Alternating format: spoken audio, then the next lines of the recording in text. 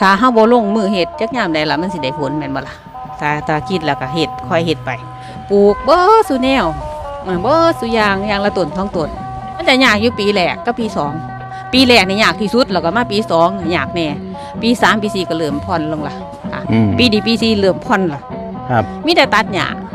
กับใส่ปุ๋ยครับกับทาเก็บกินกับทาเก็บกินวันนี้เฮาเฮ็ด